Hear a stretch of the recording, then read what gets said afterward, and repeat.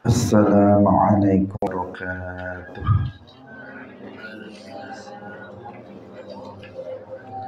Alhamdulillahi rabbil alamin. Lahun ni'matu wa lahul fadlu wa lahus sana'ul hasan. Wassalawatullahil barrir rahim wal malaikatil muqarrabin ala sayyidina wa maulana Muhammadin wa ala alihi wa ashabihi tayyibin tahirin. Allahumma la sahla illa ma ja'altahu sahla wa anta taj'alul hazna idza syi'ta sahla. Allahumma arzuqna al-ikhlasa fi niyyati wal qawli wal amal wa ba'du.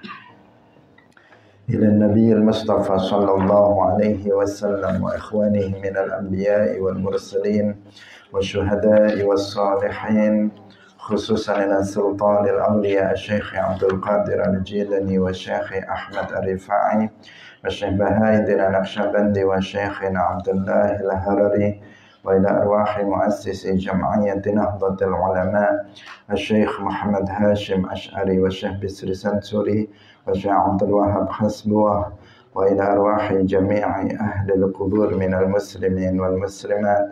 الفاتحة. أعوذ بالله من الشيطان الرجيم. بسم الله الرحمن الرحيم.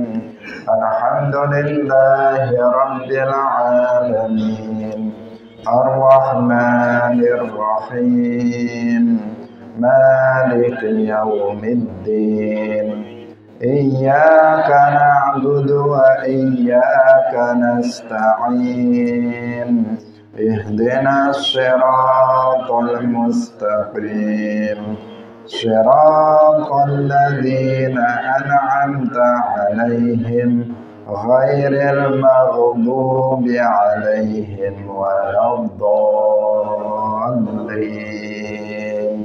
Amin. Hadirin hadirat kaum muslimin muslimat, pemirsa Madu TV rahimakumullah. Alhamdulillah, kita bersyukur kepada Allah Subhanahu wa taala pada pagi hari ini. Allah Subhanahu wa taala kembali mempertemukan kita dalam majelis ilmu pengajian kitab Mukhtasar Ibn Abi Jamrah, sebuah kitab hadis kumpulan atau ringkasan dari kitab Sahih Al-Bukhari. Semoga Allah Subhanahu wa taala memberkahi majelis kita dan memberikan ilmu yang manfaat barokah fid dunya wal akhirah. Amin ya rabbal alamin. Salawat dan salam semoga tetap terlimpahkan kepada Nabi Agung Nabi Muhammad sallallahu alaihi wasallam, para sahabatnya, keluarganya, serta seluruh umat Islam yang mengikuti beliau ila yaumil qiyamah.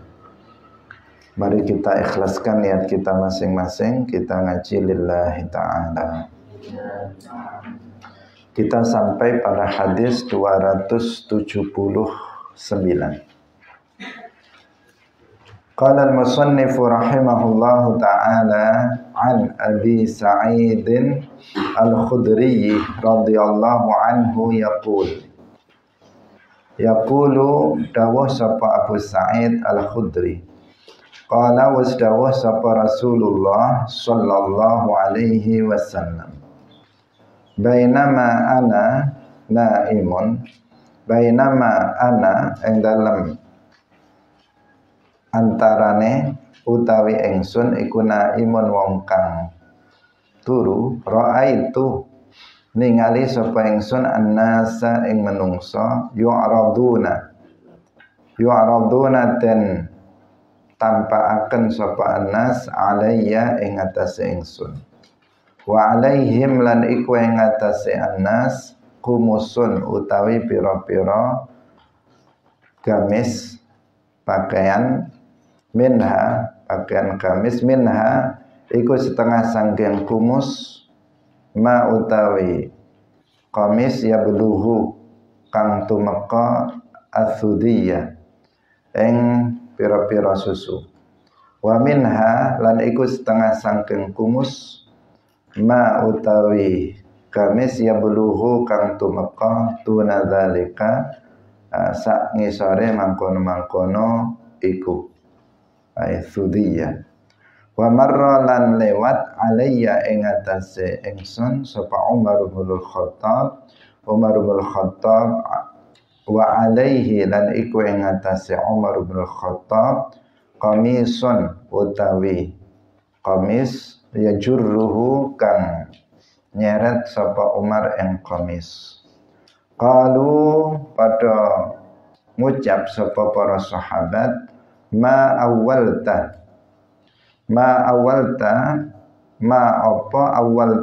nakwil sapa panjenengan ya Rasulullah. Qala jawab sapa Rasulullah ad-dina ing agama. Hadirin rahimakumullah, hadis ini masih menjelaskan tentang permasalahan mimpi, yaitu takwil Nabi terhadap mimpi. Pada hadis sebelumnya Nabi mentakwilkan mimpi yang berkaitan dengan Sayyiduna Umar. Sayyiduna Umar. Yang ini juga berkaitan dengan Sayyiduna Umar bin Khattab radhiyallahu anhu.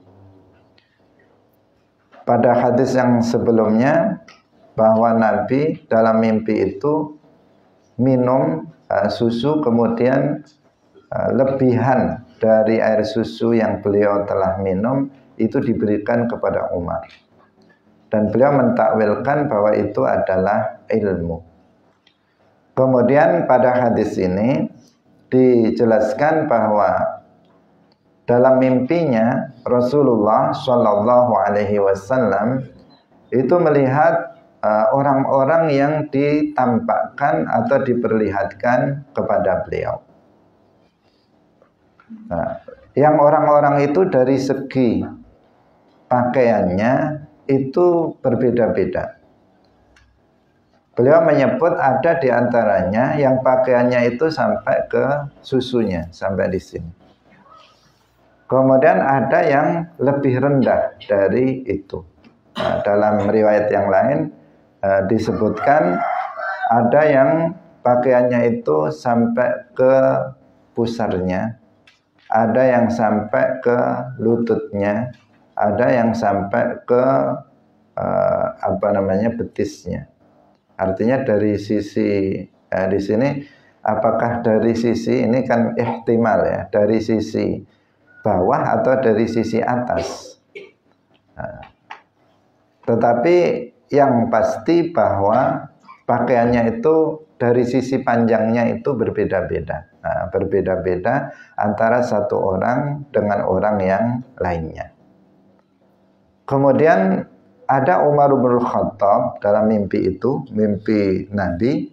Ada Umar bin Khattab radhiyallahu anhu itu memakai pakaian gamis yang sangat panjang, sampai beliau menyeretnya. Saking panjangnya pakaian dari Umar bin Khattab dalam mimpi itu sampai Umar bin Khattab itu menyeretnya. Sehingga para sahabat ketika diceritakan mimpi itu mereka bertanya, bagaimana engkau mentakwilkan mimpi itu, wahai Rasulullah? Kemudian Nabi menjawab ad-din, itu maknanya adalah agama. Artinya Umar bin Khattab radhiyallahu anhu itu agamanya sempurna. Beliau adalah orang yang dari sisi agamanya sempurna. Sempurna itu bagaimana? Sempurna itu ya dia menjalankan semua yang diwajibkan oleh Allah Subhanahu wa taala dan meninggalkan semua yang diharamkan oleh Allah. Agamanya sempurna, imannya sempurna, pelaksanaan agama oleh beliau itu sempurna.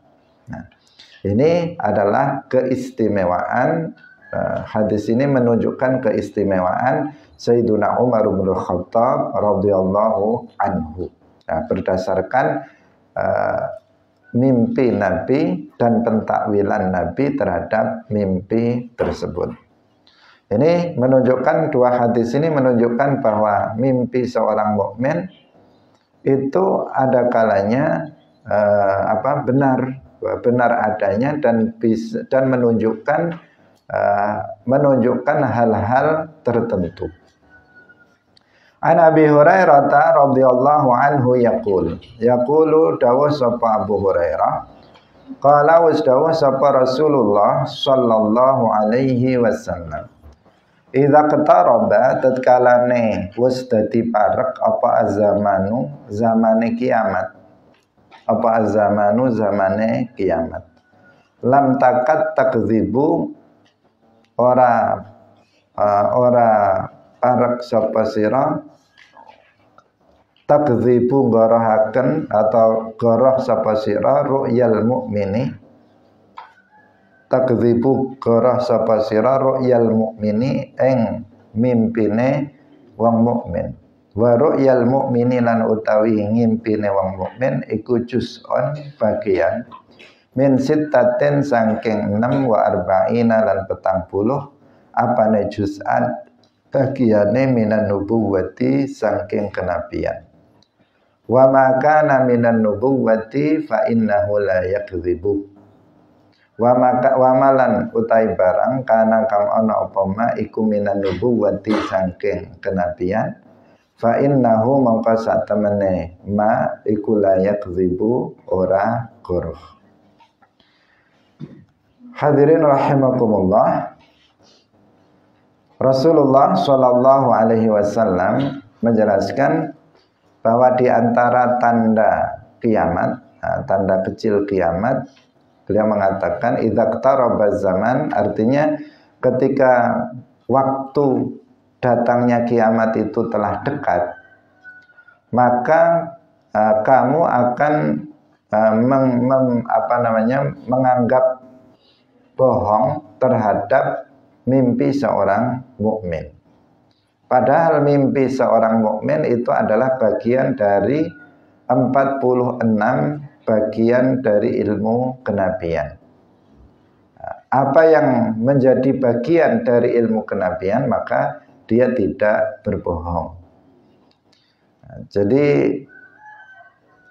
ini sudah kita jelaskan pada hadis yang sebelumnya yang kemarin kita bahas, yang menjelaskan bahwa ru'yal mu'min juz'un min sittatin wa arba'ina juz'an minan nubuwah. Minan nubuwah artinya ilmu nubuwah, ilmu kenabian. Bahwa mimpi seorang mukmin itu adalah bagian dari 46 bagian ilmu kenabian. Artinya dia tidak bohong.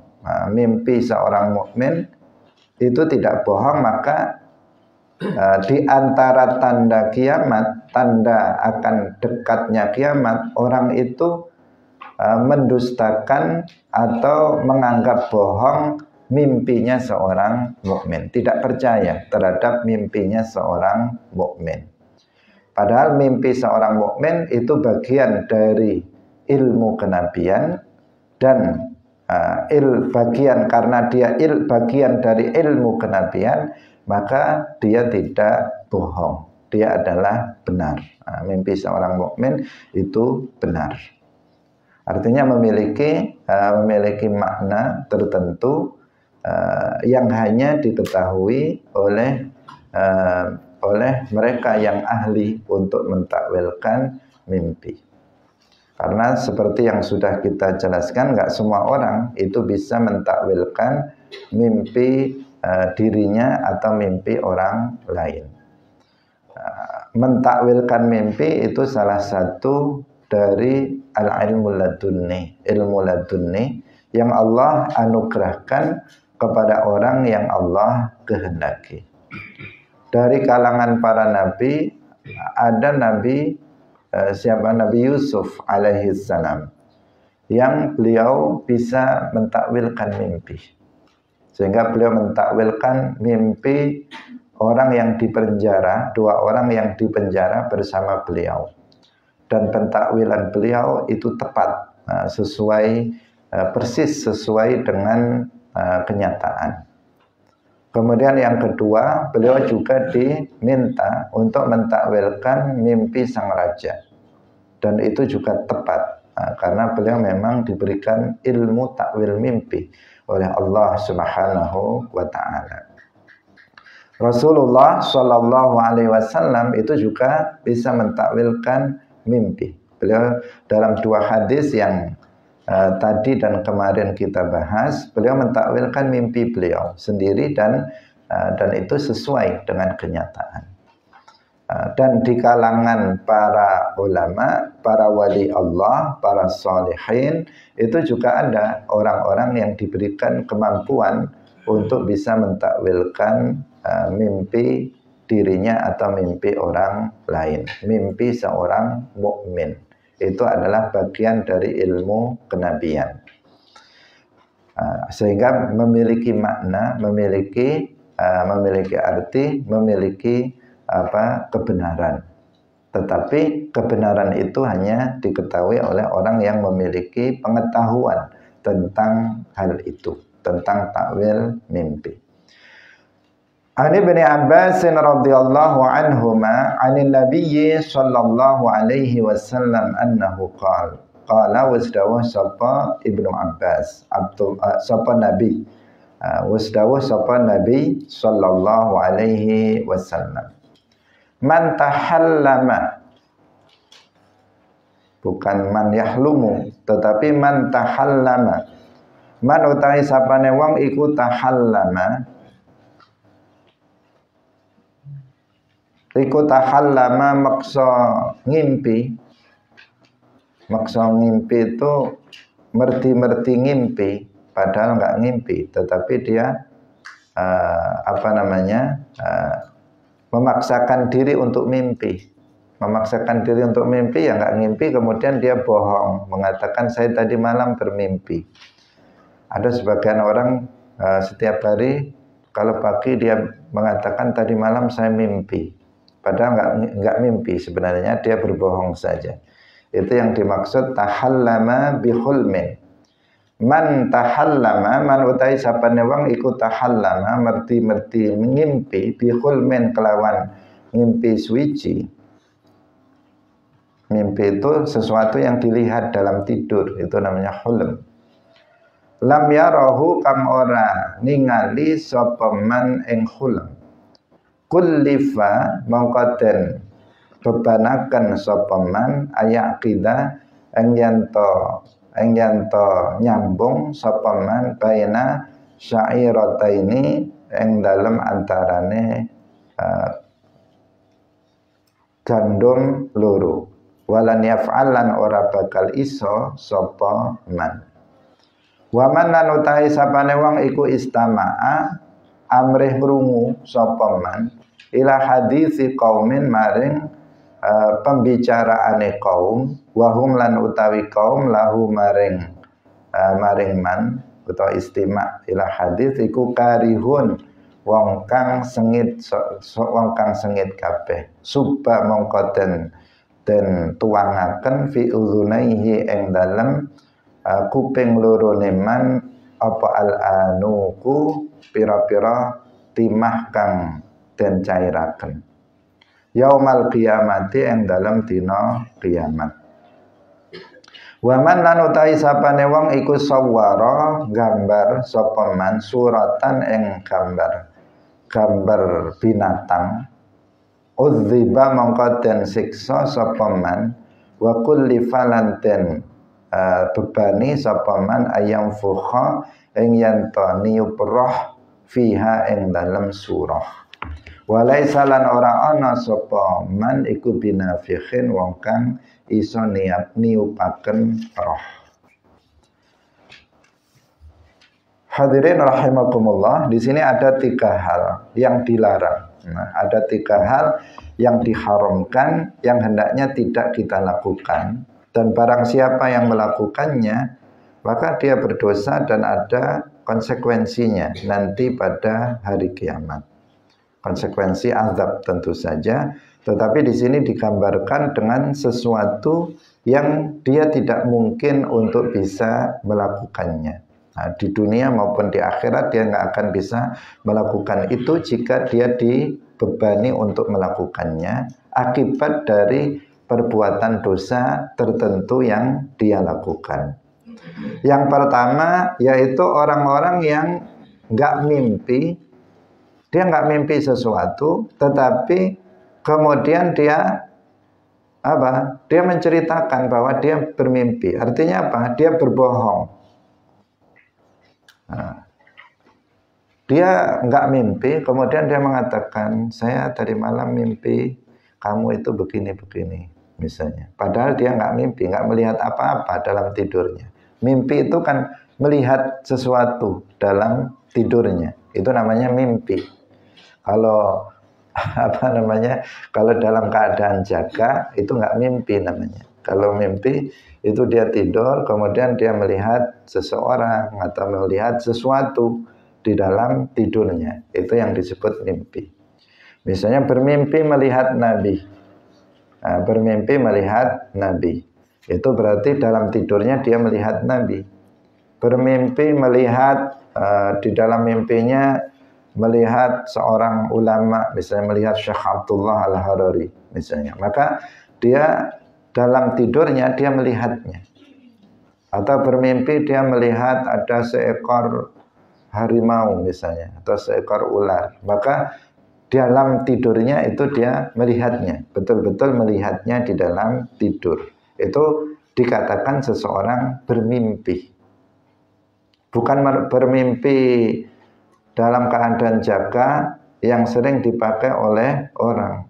Ketika orang memiliki cita-cita yang terlalu tinggi, kemudian kamu itu hanya mimpi saja. Bukan itu ya. Kamu itu mimpi, wong anaknya orang miskin kok pingin jadi dokter misalnya, yang biaya sekolahnya besar. Kamu itu hanya mimpi. Bukan itu, bukan mimpi yang itu. Tetapi mimpi dengan pengertian yang sebenarnya, yaitu melihat sesuatu di dalam tidurnya. Kalau ada orang nggak bermimpi, nggak melihat sesuatu dalam tidurnya, kemudian dia mengaku-ngaku telah bermimpi melihat sesuatu itu, maka di sini di sini dia berdosa karena dia berbohong dengan sesuatu yang sebenarnya dia tidak melihatnya, tetapi dia mengakuinya sebagai melihatnya. Sebagian orang melakukan itu dalam rangka untuk memberikan pengaruh kepada orang lain, bisa menakut-nakuti orang lain atau bisa memberikan motivasi kepada orang lain. Misalnya dia, tadi malam saya bermimpi kamu mati misalnya. Saya dalam mimpi itu saya melihat kamu itu mati. Atau saya tadi malam melihat dalam mimpiku kamu itu misalnya kamu sakit keras, kemudian kamu begini dan seterusnya. Yang menjadikan orang itu menjadi takut karena mimpi dia. Karena dia mengatakan ditambahi lagi, kalau saya mimpi selalu benar. Jarang nggak meleset, itu jarang. Kalau saya melihat sesuatu dalam tidurku maka selalu menjadi kenyataan. Nah, tadi malam itu saya melihat kamu itu begini dan begitu misalnya. Ada kalanya memberikan menakut-nakuti, atau ada kalanya memberikan motivasi agar orang itu senang. Kalau senang kemudian ngasih duit pada dia misalnya. Tadi malam saya mimpi kamu menjadi seorang raja misalnya, atau kamu menjadi seorang pejabat. Akhirnya dia senang, kemudian ya udah saya kasih duit misalnya dan sebagainya.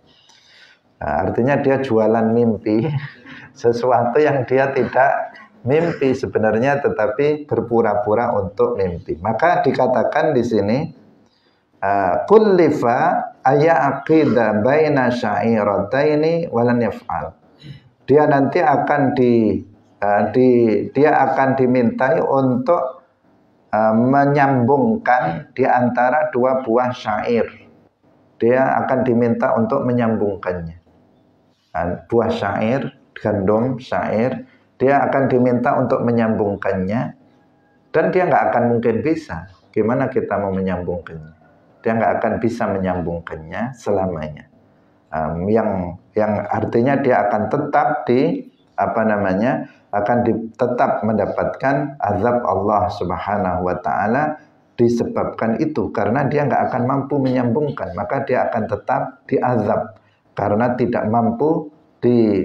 Akibat dari perbuatannya dia diminta untuk menyambungkannya, tetapi dia tidak mampu menyambungkannya, sehingga dia tetap akan diazab oleh Allah Subhanahu wa Ta'ala. Ini yang pertama.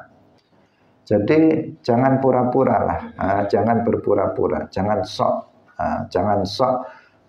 Misalnya saya telah mimpi melihat ini atau itu. Ada banyak orang itu, misalnya dia nggak pernah bermimpi ketemu Nabi, kemudian dia mengatakan saya tadi malam bermimpi ketemu Nabi. Atau dia mengatakan saya setiap minggu bermimpi ketemu Nabi. Dia nggak melihat misalnya seorang ulama bertemu dalam mimpinya, tetapi dia mengatakan tadi malam saya bermimpi. Kalau orang yang seperti itu, kan akhirnya apa? Orang menyanjung dia. Kalau masalah mimpi ketemu Nabi, itu kan orang nanti akan memuji dia, wah hebat sekali, setiap malam bermimpi ketemu Nabi. Ini berarti salihah ini. Ini orang soleh ini. Tiap malam, bukan hanya kita saja seumur hidup baru sekali. Dia setiap malam. Padahal dia bohong, nggak pernah mimpi ketemu Nabi, tetapi dia bilang tiap malam atau tiap minggu, setiap malam Jumat saya bermimpi ketemu Nabi. Diwaspadai orang yang kayak begini, berat konsekuensinya nanti di akhirat, azabnya berat nanti di akhirat orang yang berbohong seperti ini. Biasanya ya orang bohong itu kan dalam rangka untuk menaikkan derajatnya indan nas di dunia ini, biar dia memiliki posisi di dunia ini, biar orang memuji dia, biar orang menghormati dia karena sesuatu yang luar biasa yang terjadi pada dirinya. Hadirin rahimakumullah.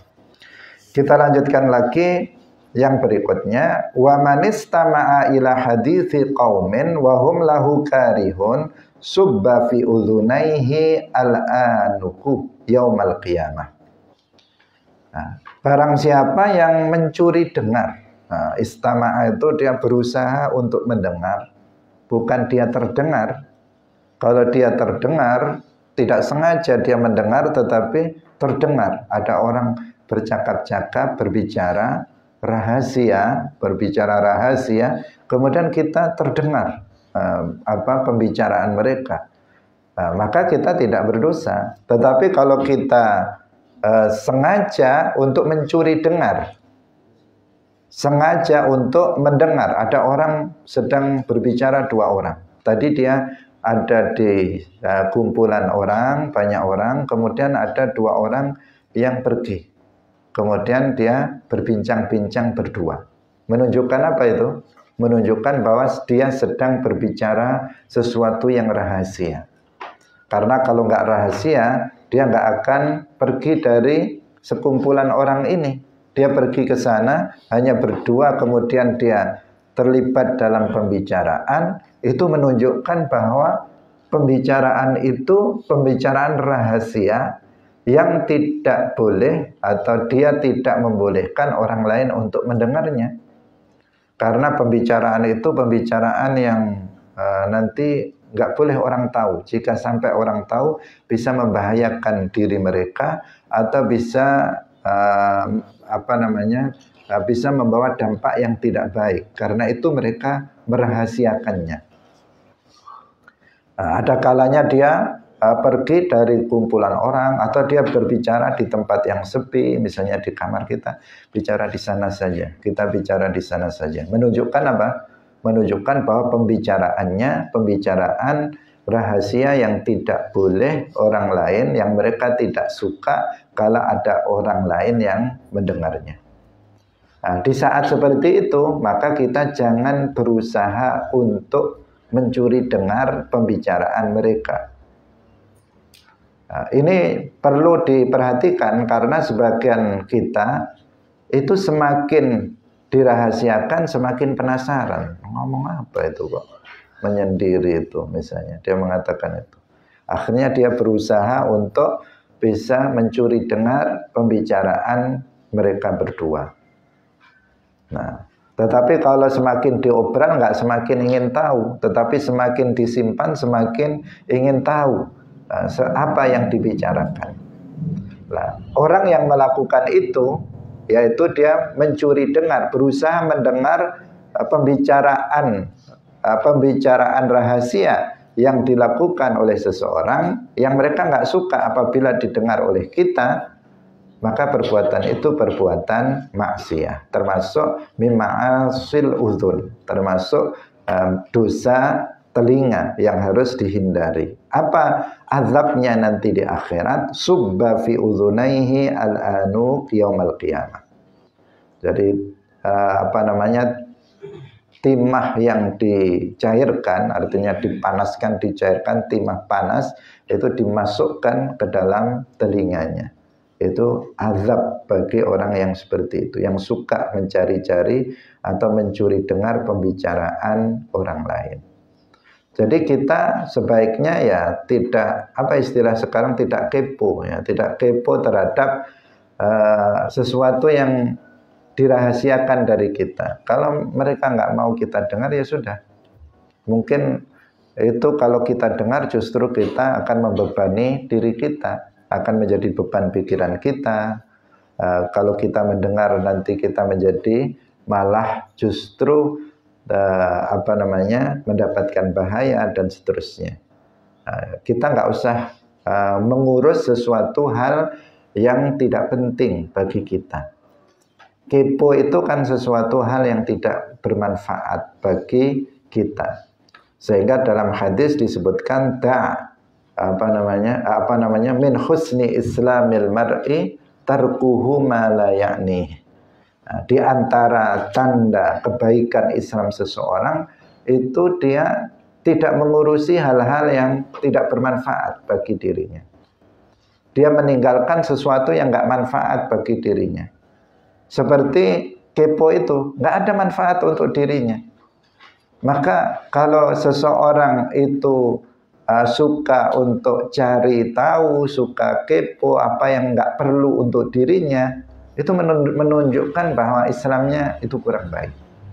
Tetapi kalau orang tidak ngurus hal-hal yang tidak bermanfaat bagi dirinya, ya udah, dia nggak peduli dengan hal-hal yang seperti itu yang nggak bermanfaat bagi dirinya, maka itu menunjukkan bahwa Islamnya itu baik. Min husni islamil mar'i tarkuhu ma la ya'ni. Dalam hadis Arba'in Nawawiyah ada hadis itu. Hadis yang pendek tetapi sangat penting untuk kita perhatikan, kita fahami dan kita amalkan. Nah, untuk kesempurnaan Islam kita. Ini yang kedua, maksiat telinga yang kedua. Yaitu mencuri dengar pembicaraan orang yang mereka tidak senang apabila pembicaraan mereka kita kuping atau kita dengarkan. Kemudian yang ketiga, wa man sawwara suratan udziba wa kullifa yanfukha fiha wa laysa binafikhin. Barang siapa yang menggambar suatu gambar.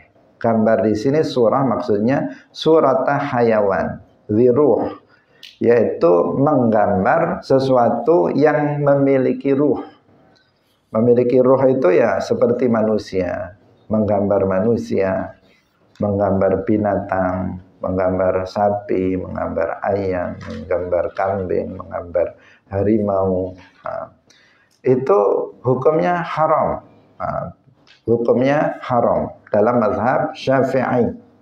Nggak boleh menggambar manusia.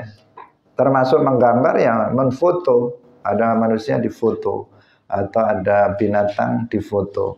Itu namanya sawwara suratan, menggambar. Hukumnya haram dalam mazhab Syafi'i.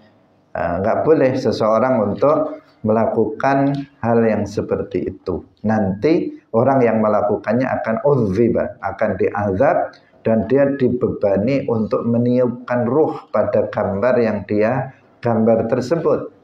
Dan dia nggak akan mampu untuk meniupkan ruh ke dalamnya, sehingga dia akan terus-menerus diazab oleh Allah Subhanahu wa Ta'ala.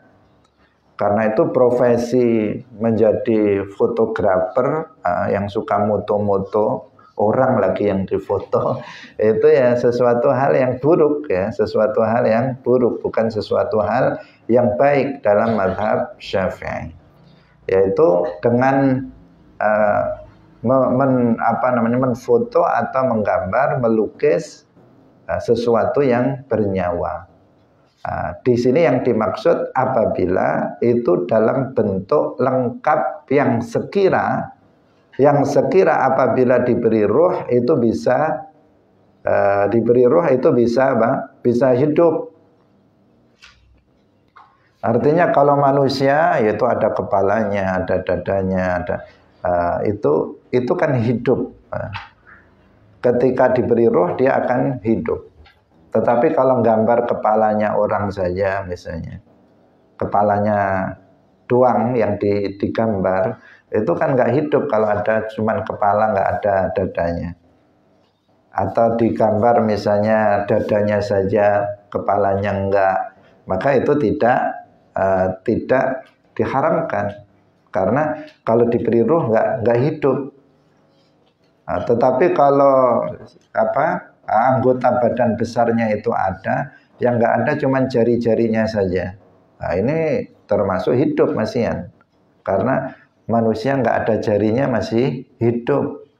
Atau misalnya sampai di lutut, kaki, lutut ke bawah nggak ada, itu masih hidup. Nah, tetapi kalau lehernya nggak ada, itu baru nggak hidup. Misalnya kepalanya ada, badannya ada, lehernya nggak ada, berarti kan nggak hidup itu diperbolehkan. Kan kadang kita menggambar seperti itu triknya. Nah, triknya agar tidak diharamkan, kita menggambar misalnya sapi, digambar ada kepalanya, ada badannya, kemudian ada lehernya, tapi pada lehernya dipotong atau pada pakaiannya dipotong tipis. Nah, sehingga kalau dilihat dari jauh kayak nyambung, padahal kalau didekati itu nggak nyambung itu lehernya. Nah, sehingga kalau nggak nyambung, terpotong, berarti nggak hidup. Kalau diberi ruh, maka itu boleh, tidak haram. Itu teknis menggambar agar tetap bisa menggambar, tetapi tidak jatuh pada perkara yang diharamkan. Ini untuk foto dan gambar dan lukisan. Tetapi kalau untuk yang mujassamah itu keharamannya itu bil ijma', dengan kesepakatan seluruh para ulama mujtahid. Kalau berupa patung, tapi kalau bukan berupa patung, berupa gambar, itu ada khilaf di antara para ulama. Kalau dalam mazhab Syafi'i, berdasarkan hadis ini, berdasarkan zahir hadis ini dalam mazhab Syafi'i, itu hukumnya haram.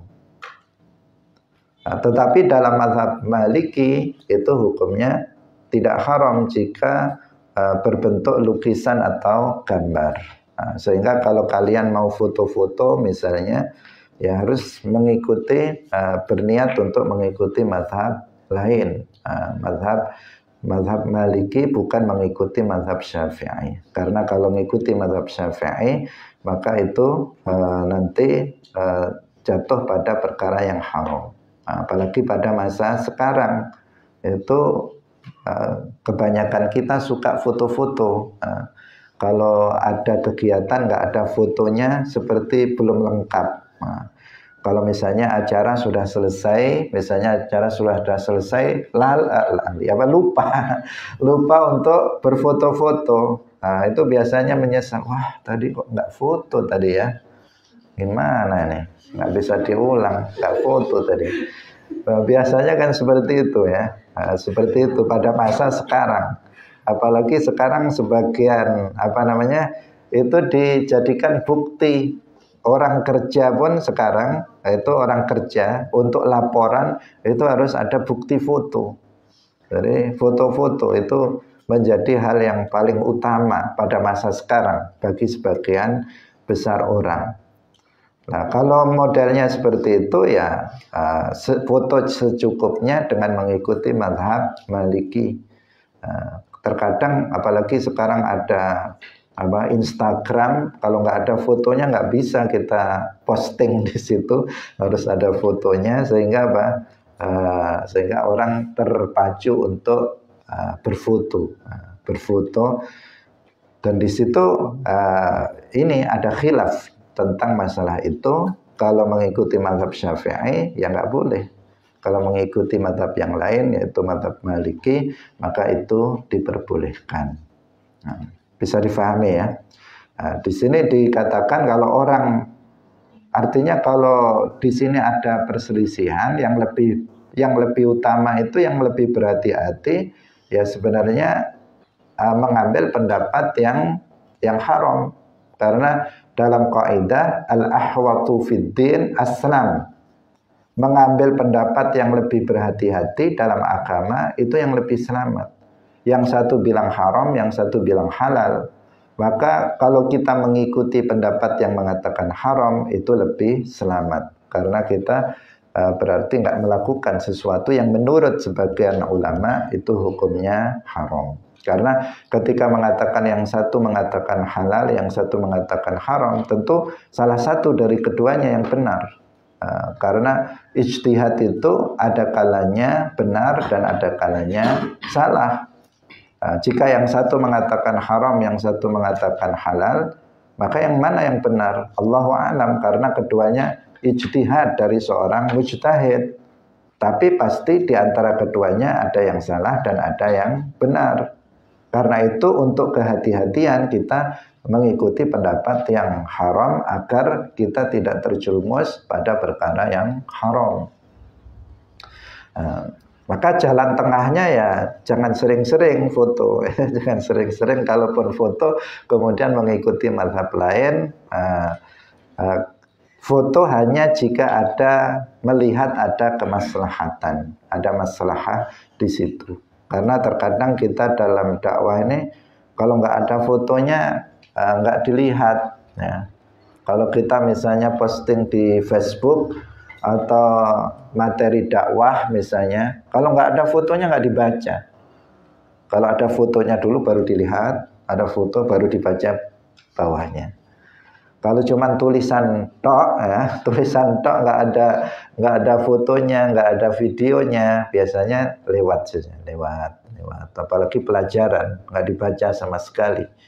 Nah, kalau ada fotonya dulu, orang tertarik dengan foto, baru kemudian itu pun beda,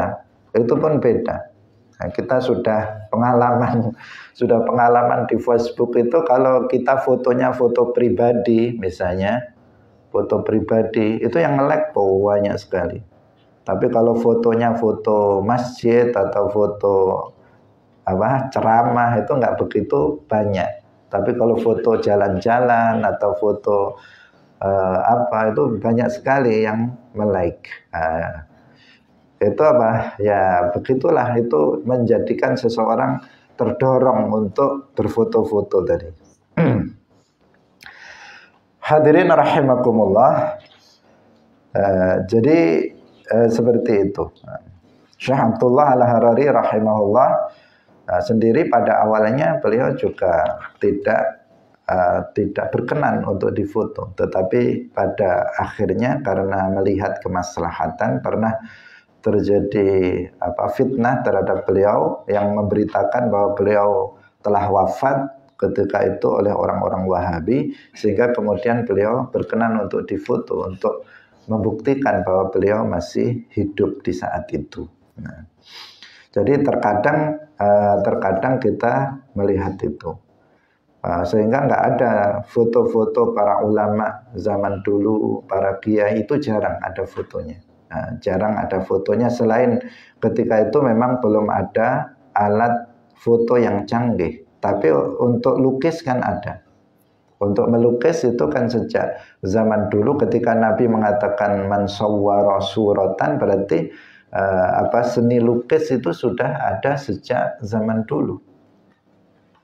Bahkan bukan hanya lukis, patung-patung saja kan kalau kita melihat pada peninggalan-peninggalan kuno itu kan selalu ada patung-patung yang menunjukkan bahwa budaya dan peradaban masa lalu itu sudah maju. Tapi nyatanya para kiai-kiai sepuh pada masa dulu ya sulit ditemukan foto ataupun lukisan tentang beliau para kiai itu. Nah, karena apa? Karena kehati-hatian mereka, sehingga mereka tidak mau untuk difoto atau tidak mau untuk dilukis.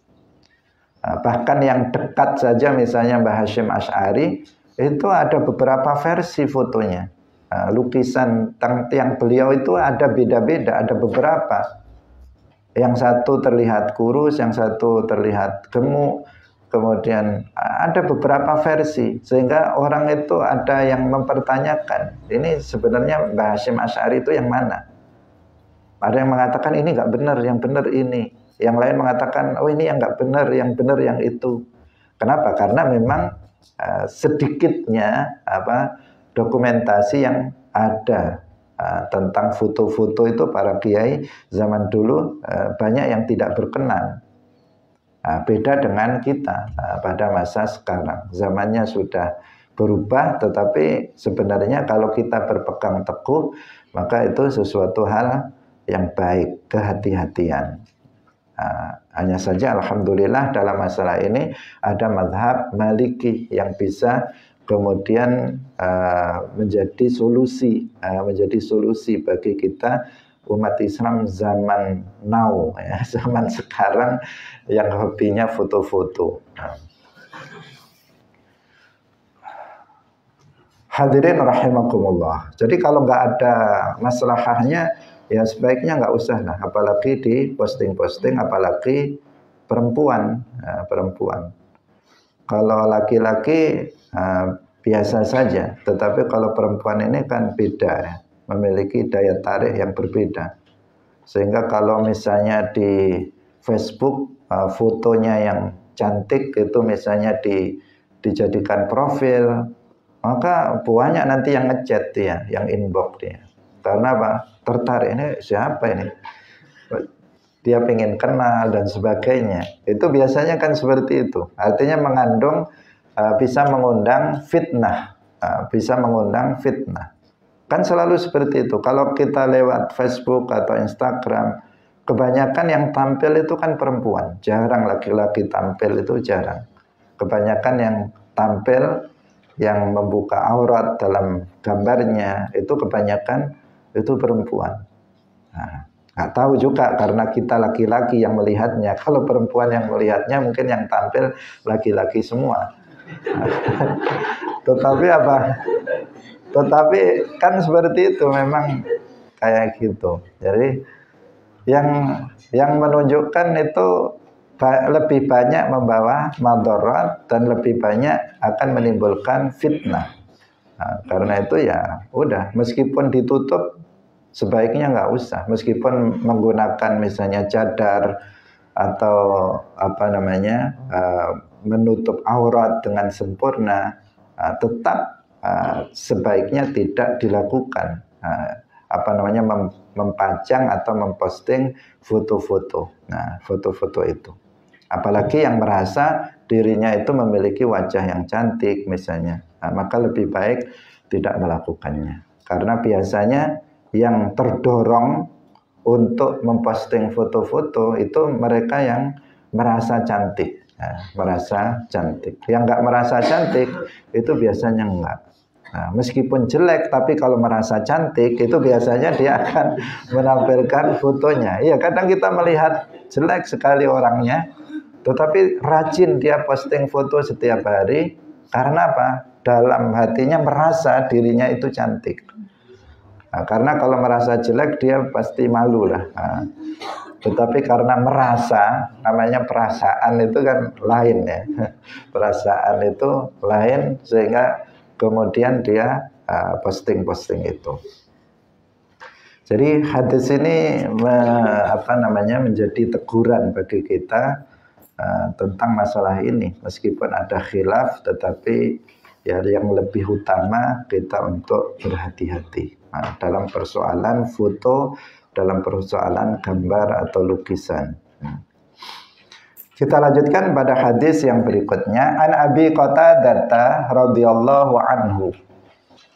Annahu satemene Qatadah, Abi Qatadah iku sami'a krungu sapa Abu Qatadah an-nabiyya ing Kanjeng Nabi sallallahu alaihi wasallam yaqul dawuh sapa Kanjeng Nabi ar-ru'ya utawi mimpi al-hasanatu kang bagus iku minallahi saking Allah. Fa idza ra'a mangkat kalane ningali sapa ahadukum salah siji sira kabeh ma ing barang yuhibbu kang demen sapa ahadukum ing ma fala yuhadditsu mongko ora nyeritakaken sapa ahadukum bihi kelawan ma yuhibbu illa man kejaba ing wong yuhibbu kang demen sapa man. Wa idza ra'a lan tatkalane ningali sapa wong ma ing barang yakrahu kang sengit sapa ahadukum falyata'awwad mongko becik jaluk perlindungan sapa ahadukum billahi kelawan Allah min syarriha saking alane ru'ya wa min syarri syaitani lan saking alane setan wal yatful lan becik nyebul sapa wong salatan kelawan telung ambalan wala yuhaddisu lan ora nyeritakaken biha kelawan ru'ya ahadan ing wong suwiji fa innaha mongko sak temene ma yakrah ru'ya ma yakrah iku la tadurruhu ora bahayane apa ma ing ahadukum. Diriwayatkan dari Abu Qatadah radhiyallahu anhu bahwasanya beliau mendengar Nabi sallallahu alaihi wasallam bersabda mimpi yang baik itu dari Allah. Pada dasarnya semuanya ciptaan Allah. Semuanya Allah yang menciptakan. Mimpi baik, mimpi buruk itu Allah yang menciptakannya pada diri seseorang. Hanya saja dalam hal penisbatan perkara yang buruk tidak dinisbatkan kepada Allah adaban dalam rangka menjaga adab. Sedangkan sesuatu yang baik dinisbatkan kepada Allah. Ini sebagai adab. Tapi pada hakikatnya Allah adalah pencipta segala sesuatu. Dikatakan di sini bahwa mimpi yang baik itu dari Allah apabila salah seorang kalian itu melihat dalam mimpi sesuatu yang dia sukai. Maka jangan diceritakan kecuali kepada orang yang dia cintai. Jadi kalau kamu melihat mimpi yang baik misalnya, maka sampaikan kepada orang yang kamu sukai, kepada suaminya, kepada istrinya, kepada anaknya, kepada bapaknya, kepada ibunya, kepada kerabat orang yang dia suka. Diceritakan, tadi malam saya mimpi misalnya, mimpinya baik, diceritakan. Nah, silakan untuk diceritakan kepada orang, tapi jangan kepada sembarang orang. Karena kalau kepada sembarang orang nanti takutnya ada yang hasad, ada yang dengki dan sebagainya terhadap mimpi baik yang dia dapatkan. Jadi kepada orang-orang tertentu saja.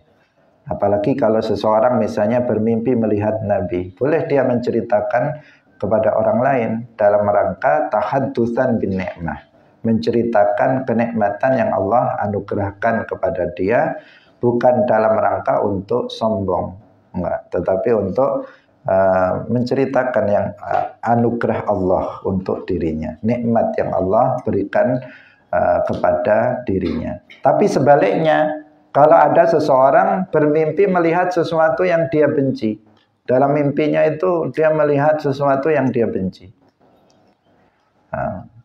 ya sesuatu yang menakutkan, atau sesuatu yang dalam mimpinya kamu melihat orang yang nggak kamu suka misalnya. Kamu dijodohkan sama orang yang kamu nggak suka, dalam mimpi kamu lihat dia misalnya. Hanya guyon saja. Artinya apa? Dia melihat sesuatu yang dia nggak suka. Nah, maka apa? Nggak usah diceritakan kepada siapapun, tidak usah diceritakan. Tetapi apa yang dilakukannya, dia beristiazah, dia meminta perlindungan kepada Allah. Misalnya melihat setan, melihat hantu, melihat misalnya buaya, buaya yang mau menerkam dia, misalnya dalam mimpi itu, maka jangan diceritakan, nggak usah diceritakan kepada siapapun. Udah cukup kita sendiri yang tahu tentang mimpi buruk yang kita dapatkan. Jangan cerita-cerita ke orang. Tetapi setelah kita bangun, biasanya kalau mimpi buruk itu kan kaget, terus bangun, maka kita berta'awud. A'udzubillah wal'iyadzubillah. Misalnya mengatakan seperti itu. A'udzubillah, aku berlindung kepada Allah dari apa yang telah aku lihat dalam mimpi itu. Semoga itu tidak terjadi pada dirinya. Dan dikatakan wal yatful thalathan. Jadi kita berlindung tadi kepada Allah dari keburukan mimpi itu dan keburukan setan, kejahatan setan. Karena mimpi yang buruk itu bisa jadi itu adalah tipu daya atau upaya syaitan. Wal yatful thalathan, maka kita meniupkan 3 kali ke arah kiri. Jadi dikintukan. Jadi tidak sampai meludah, nanti kasurnya basah ya. Tetapi apa? Sekedar 3 kali ke arah kiri. Ke arah kiri. Kemudian seraya kita berta'awud, meminta perlindungan kepada Allah dari mimpi buruk itu dan dari kejahatan syaitan. Dan kemudian tidak menceritakan mimpi buruk itu kepada siapapun. Udah, tutup, insya Allah. Disitulah tadurruhu, mimpi itu tidak akan membahayakan dirinya. Itu etika seseorang ketika bermimpi baik atau bermimpi yang buruk. Demikian, semoga bermanfaat bagi kita semuanya. Barakallahu fikum, wallahul muwaffiq ila aqwamit thariq. Wassalamualaikum warahmatullahi wabarakatuh. La ilaha illallah. Allahumma salli ala sayyidina Muhammad wa ala alihi wa sahbihi wa sallim. Rabbi ghfirli wa liwalidayya wa lil mu'minina wal mu'minat.